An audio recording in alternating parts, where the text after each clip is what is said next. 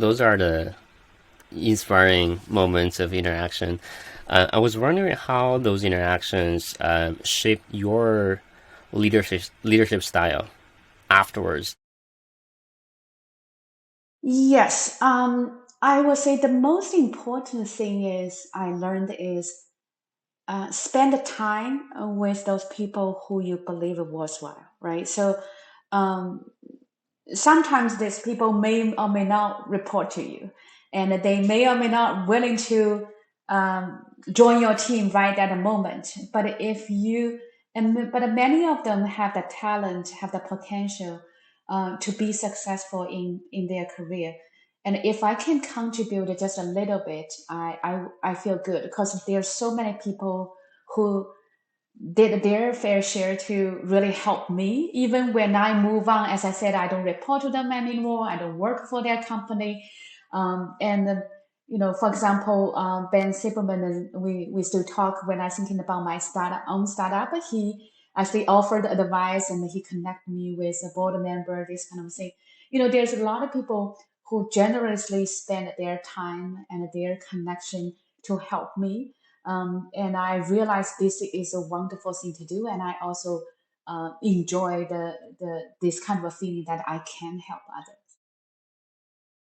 It must feel really good to be able to contribute to the career development, advancement for people that they believe in. And I think that's the most beautiful thing being a manager, a leader.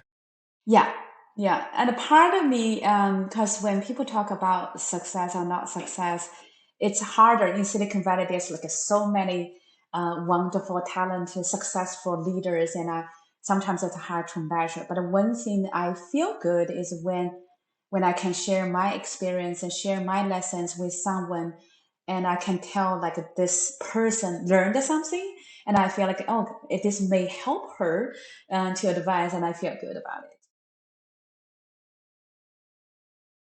It's a quote from a Hall of Fame NBA star.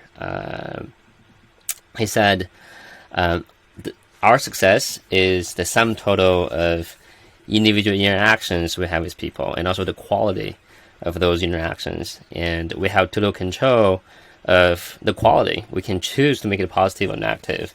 If we choose to make it positive, that's what eventually come back to us."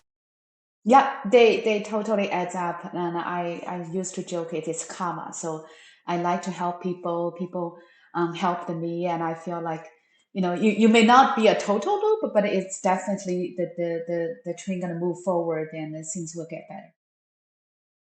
And I think that's such a great point, Jerry, because our community really wouldn't exist without engineering leaders who have made a decision to care and want to pay it forward and share their knowledge with other folks.